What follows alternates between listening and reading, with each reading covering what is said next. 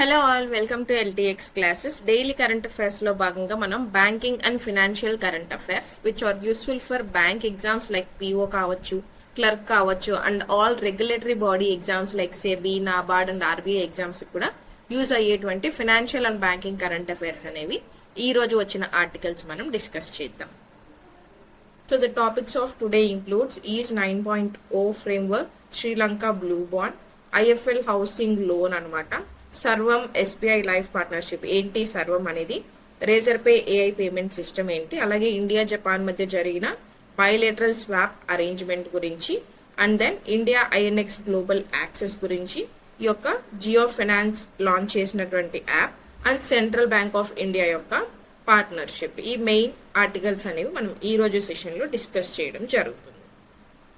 First one ఏంటి, is 9.0 framework. ఏంటి is 9.0 framework? మనకి నేమ్ లోనే అర్థమవుతుంది అనమాట. 9.0 అంటే ఏంటి, ఎయిదర్ ఆల్రెడీ మనకి 8 ఫేజెస్ అనేవి ఆల్రెడీ ఈ యొక్క ఈజ్ లో భాగంగా లాంచ్ చేయడం జరిగింది అండ్ రీసెంట్ గా లాంచ్ చేసింది 9.0 ఫ్రేమ్వర్క్. మరి ఎవరి కోసం లాంచ్ చేశారు? పబ్లిక్ సెక్టార్ బ్యాంక్స్ కోసం లాంచ్ చేశారు. సో మీకు ఇక్కడ ఫస్ట్ అర్థం అవ్వాల్సింది ఏంటి అంటే, బ్యాంక్స్ అనేవి మనకి 2 టైప్స్ ఉంటాయి. ఫస్ట్ వన్ వచ్చేసి పబ్లిక్ సెక్టార్ బ్యాంక్స్ లేదా గవర్నమెంట్ ఓన్ చేసేటువంటి బ్యాంక్స్ అని చెప్పొచ్చు మోస్ట్లీ. అండ్ సెకండ్ వన్ వచ్చేసి ప్రైవేట్ బ్యాంక్స్ అనమాట.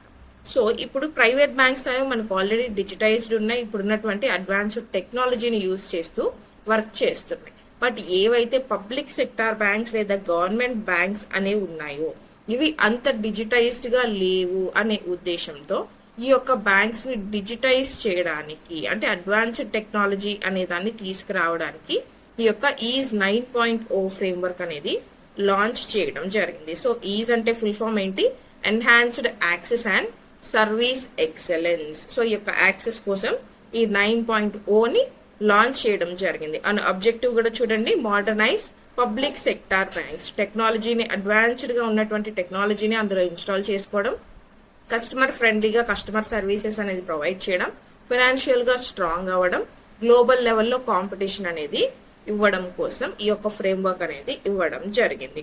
సో దేని మీద ఫోకస్ చేస్తుంది ఈజ్ 9.0 అనేది? కంప్లీట్ గా చెప్పాలంటే artificial intelligence, cloud computing, right. And దీనిలో భాగంగానే మనకి ఏం లాంచ్ చేశారు, రైజ్ ఫ్రేమ్వర్క్ అనేది ఇవ్వడం జరిగింది. అంటే ఈజ్ 9.0లో మనం గోల్స్ ఏమని చెప్పొచ్చు, రైజ్ అనేటువంటి గోల్స్ అనేవి ఉన్నాయి. సో రైజ్ అంటే ఏంటి అనేది ఇప్పుడు చూద్దాం. ఆర్ అంటే రిస్క్ అండ్ రెసిలియన్స్, అంటే nothing but risk management and cyber security. Cyber attacks అనేవి జరగకుండా బ్యాంక్స్ లో ఈ యొక్క టెక్నాలజీని యూజ్ చేస్తారు.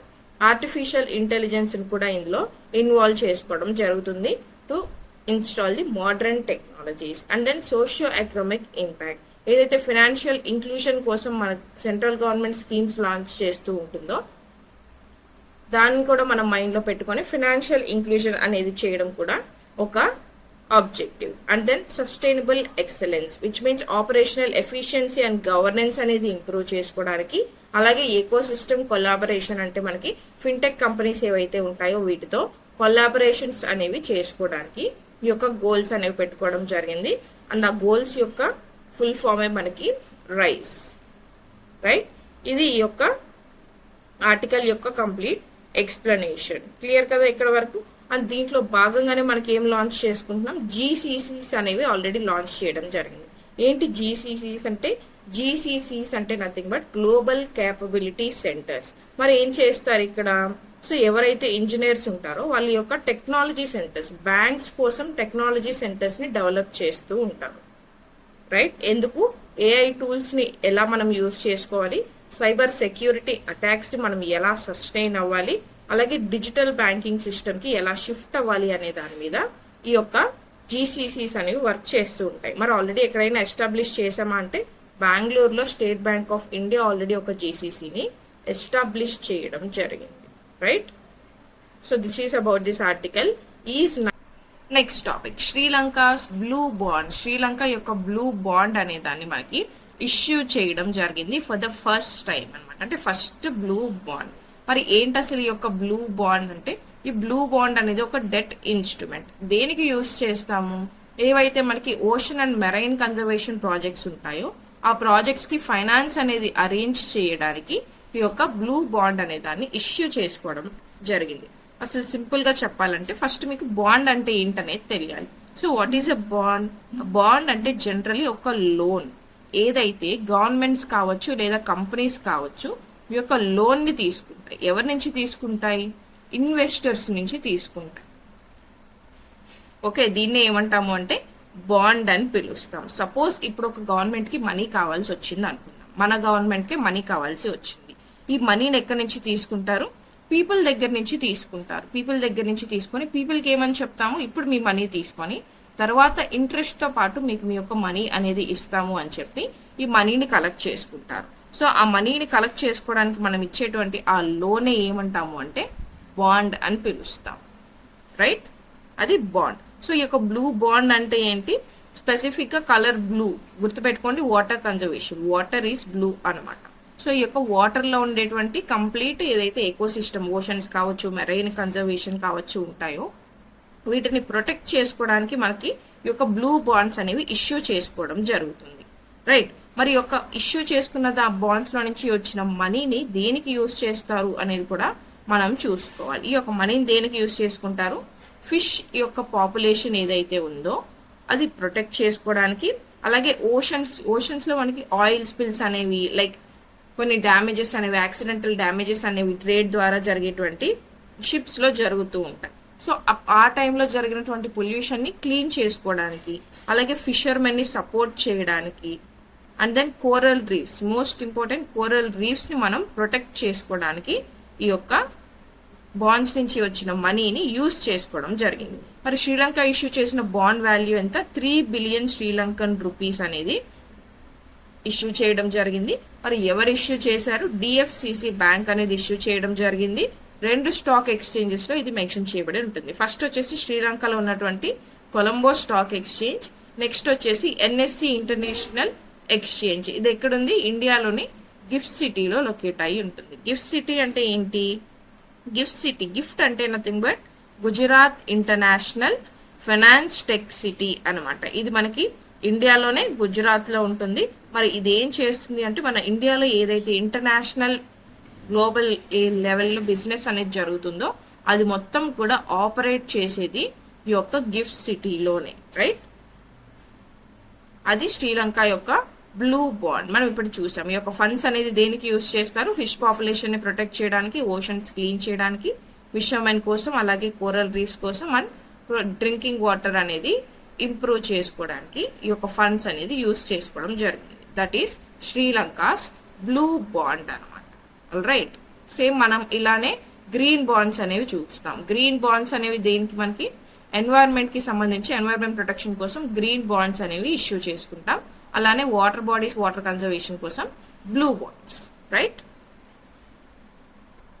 Next topic IFL housing finance loan from ADB అంటే ఏంటి? ఏడిబి అనేది ఈ యొక్క ఐఎఫ్ఎల్ హౌసింగ్ ఫైనాన్స్ అనే దానికి లోన్ అనేది ఇవ్వడం జరిగింది. ఫస్ట్ మనకి ఇక్కడ ఏం అర్థం కావాలంటే ఏడిబి అంటే ఏంటి? మనకు తెలుసు ADB is an international organisation which stands for Asian development bank. అసలు ఈ యొక్క బ్యాంక్ ఏం చేస్తుంది?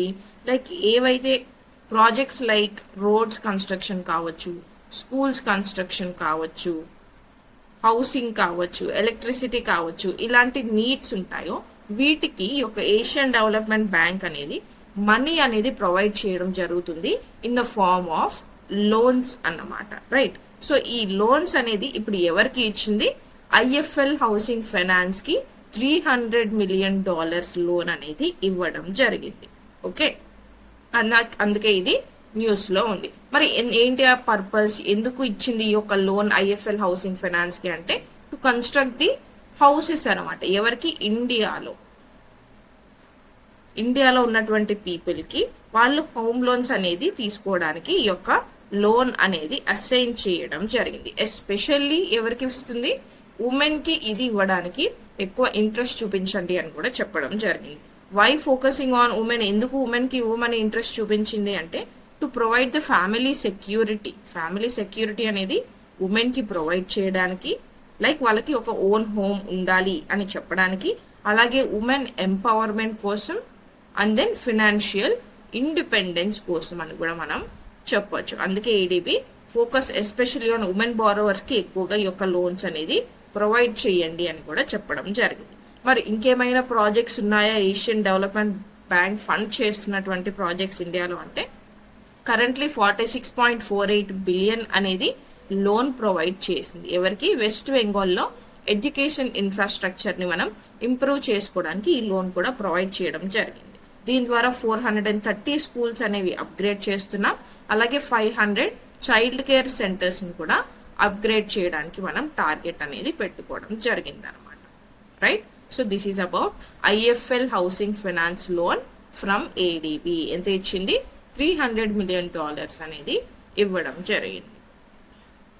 నెక్స్ట్ సర్వం ఎస్బీఐ లైఫ్ పార్ట్నర్షిప్. ఏంటి సర్వం, ఏంటి ఎస్బీఐ లైఫ్ పార్ట్నర్షిప్?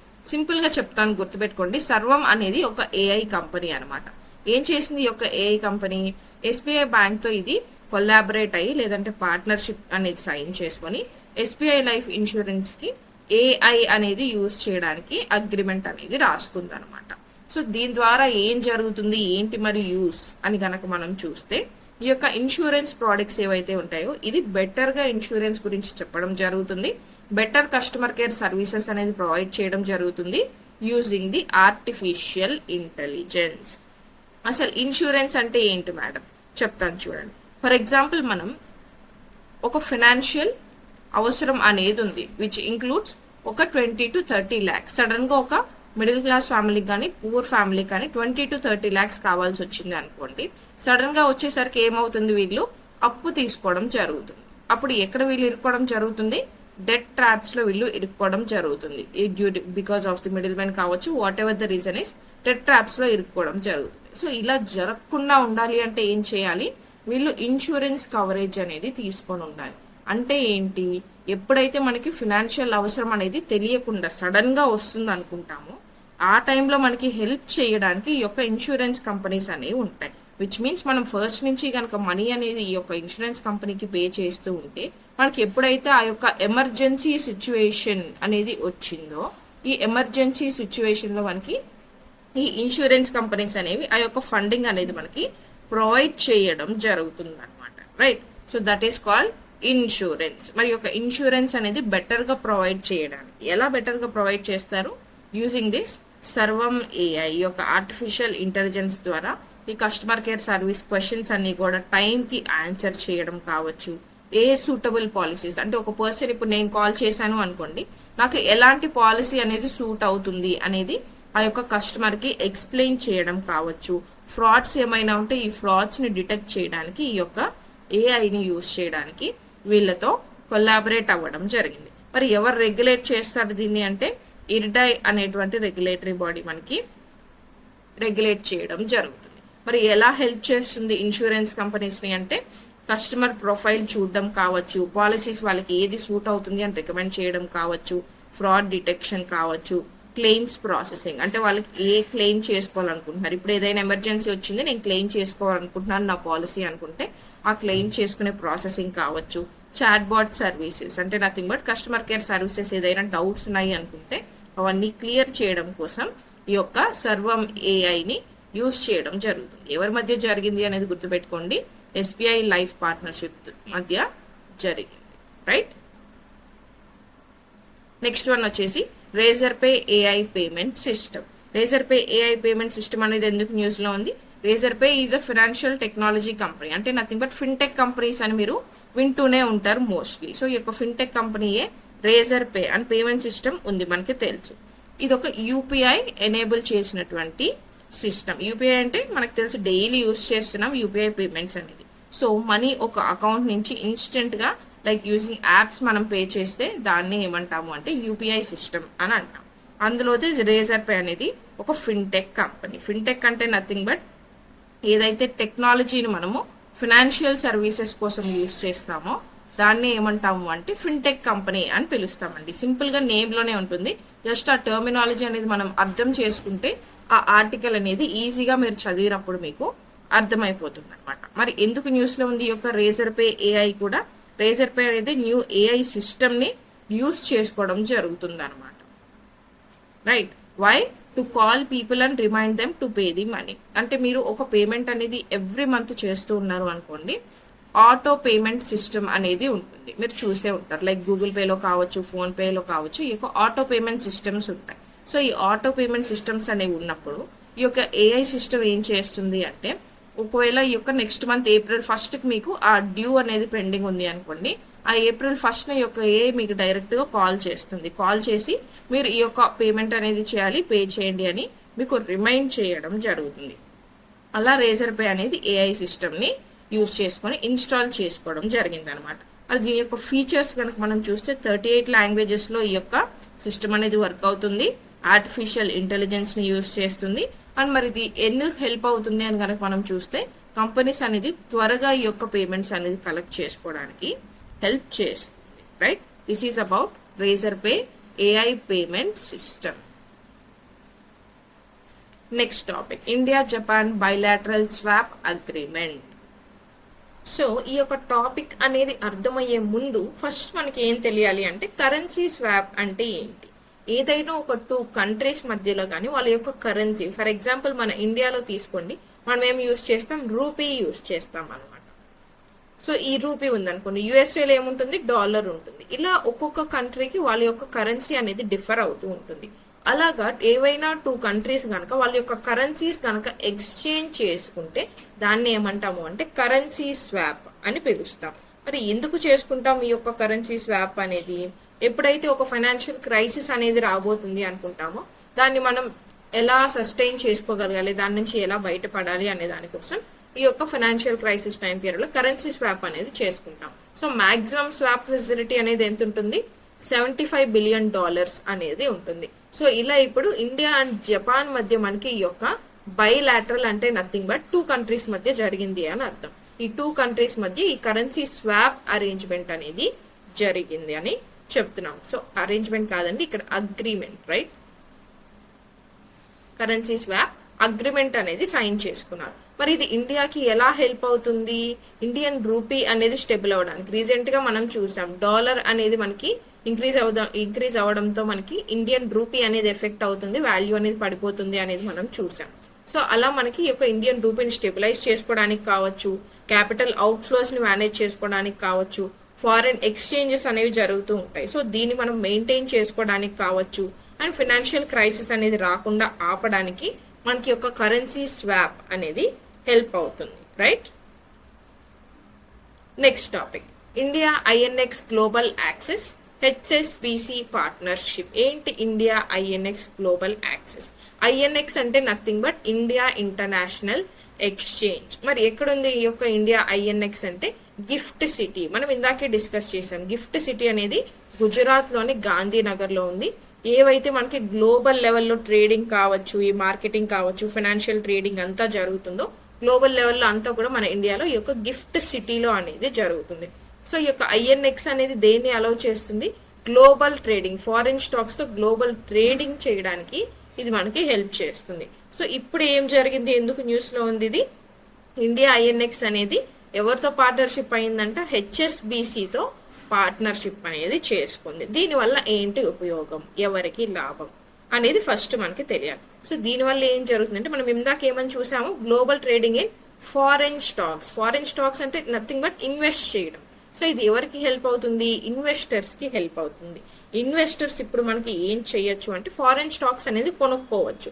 ఎన్ని కంట్రీస్ లో ఇన్వెస్ట్ చేయొచ్చు, 33 కంట్రీస్ లో ఇప్పుడు ఈ యొక్క పార్ట్నర్షిప్ ద్వారా వాళ్ళకి ఇన్వెస్ట్ చేయడానికి ఆపర్చునిటీ అనేది వస్తుంది. 135 స్టాక్ ఎక్స్చేంజెస్ లో వాళ్ళు పార్టిసిపేట్ చేయొచ్చు. అండ్ అలాగే 23 కరెన్సీస్ అనే వాటిలో వాళ్ళు డిఫరెంట్ కరెన్సీస్, ఇందాక చూసాం కదా, ఎవ్రీ కంట్రీకి డిఫరెంట్ కరెన్సీ అనేది ఉంటుంది. సో 23 డిఫరెంట్ కరెన్సీస్ యూజ్ చేసి దీనిలో పార్టిసిపేట్ అనేది చేయొచ్చు. రైట్, సో ఇది ఈ యొక్క పార్ట్నర్షిప్ వల్ల ఉన్నటువంటి యూస్. సో సింపుల్ గా చెప్పాలంటే, ఇండియా అనేది ఇప్పుడు డిఫరెంట్ కంట్రీస్ అని అంటున్నాం కాబట్టి, లైక్ ఇండియా ఇప్పుడు మనకి యాపిల్ కంపెనీతో కావచ్చు, టెస్లాతో కావచ్చు, మైక్రోసాఫ్ట్ తో కావచ్చు, ఇలాంటి డిఫరెంట్ కంపెనీస్ తో ఇప్పుడు మనం ఈ యొక్క ఇన్వెస్ట్ అనేవి చేయొచ్చు అనమాట. సో అదే ఇక్కడ మనకి ఇవ్వడం జరిగింది. రైట్, ఇండియన్ ఇన్వెస్టర్స్ ఎక్కడే కొనుక్కోవచ్చు. ఇప్పుడు మనకి 33 కంట్రీస్ తో స్టాక్స్ అనేవి చేయొచ్చు. 135 global stock exchanges and 23 currencies తో వీళ్ళు మనకి ఇప్పుడు ఇన్వెస్టింగ్ అనేది చేయొచ్చు. అలాగే ఏం ప్రొవైడ్ చేస్తుంది, global investment opportunities and diversification of portfolios అనేది మనకి ప్రొవైడ్ చేయడం జరుగుతుంది. రైట్. సో గిఫ్ట్ సిటీ అంటే మనం చూసాం ఇందాకే, Gujarat international finance tech city ఎక్కడుంది, గాంధీనగర్ గుజరాత్ లో ఉంది. అలాగే ఇండియాస్ ఫస్ట్ ఐఎఫ్ఎస్సి అనమాట. రెగ్యులేటర్ వచ్చేసి IFSCA అనే బాడీ దీన్ని రెగ్యులేట్ చేయడం జరుగుతుంది. రైట్.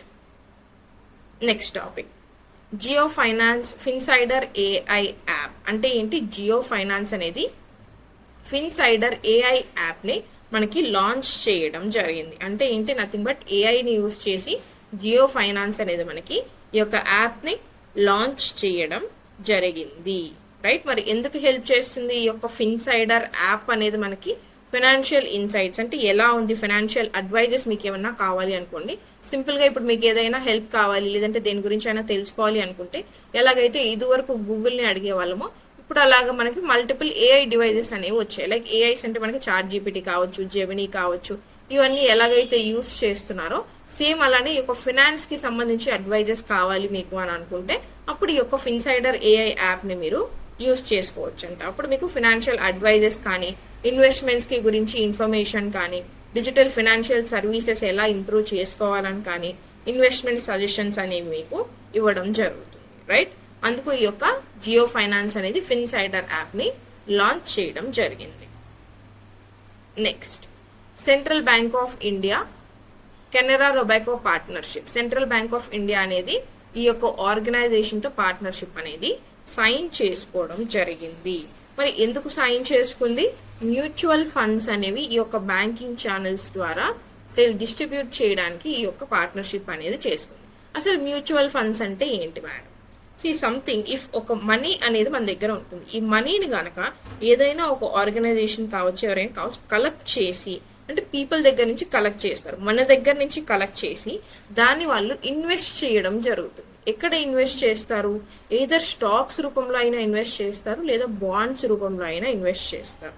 ఇలా ఇన్వెస్ట్ చేయడానికి ఫండ్ మేనేజర్స్ అనే వాళ్ళు ఉంటారు. ఈ ఫండ్ మేనేజర్స్ ఈ యొక్క మనీని మొత్తం కూడా, అంటే ఎప్పుడు మనం ఇన్వెస్ట్ చేస్తే మనకి ప్రాఫిట్ అనేది వస్తుంది, ఏ కంపెనీ కూడా లాస్ రావడానికి వాళ్ళు ఇన్వెస్ట్ చేయరు కదా. సో ఎప్పుడు ఇన్వెస్ట్ చేస్తే ప్రాఫిట్ వస్తుంది అని ఈ యొక్క ఫండ్ మేనేజర్స్ చూసుకొని ఈ యొక్క పీపుల్ నుంచి తీసుకున్నటువంటి మనీని వాళ్ళు ఇన్వెస్ట్ చేయడం జరుగుతుంది. సో దాన్ని ఏమంటాము అంటే మ్యూచువల్ ఫండ్స్ అని అంటాం. ఆ మ్యూచువల్ ఫండ్స్ లో ఇన్వెస్ట్ చేస్తూ ఉంటాం అనమాట. That is how mutual funds work. మరి ఇప్పుడు ఏం జరిగింది? ఈ యొక్క మ్యూచువల్ ఫండ్స్ అనేవి డిఫరెంట్ బ్యాంక్స్ కి లేదా బ్యాంక్ బ్రాంచెస్ కి సెల్ చేయడానికి, అంటే అమ్మడానికి ఈ యొక్క సెంట్రల్ బ్యాంక్ ఆఫ్ ఇండియా అనేది ఈ యొక్క కెనరా రొబాకో అసెట్ మేనేజ్మెంట్ కంపెనీతో ఒక పార్ట్నర్షిప్ అనేది చేసుకుంది. మరి ఇది దేనికి హెల్ప్ అవుతుంది మనకి? To cell the mutual funds. ఈ మ్యూచువల్ ఫండ్స్ అన్ని అమ్మి పెట్టడానికి సింపుల్ గా ఈ యొక్క ఆర్గనైజేషన్ లేదా కంపెనీతో సెంట్రల్ బ్యాంక్ ఆఫ్ ఇండియా అనేది పార్ట్నర్షిప్ అనేది సైన్ చేసుకుంది అనమాట. Right. So these are the news that were today in financial part. Right. Financial complete గా ఏవైతే న్యూస్ లో ఉన్నాయో అన్ని ఆర్టికల్స్ కూడా మనం డిస్కస్ చేయడం జరిగింది. అండ్ రేపటి న్యూస్ పార్ట్ మనం రేపటి financial news daily current affairs లో డిస్కస్ చేస్తాం. Thank you so much and see you all in next video.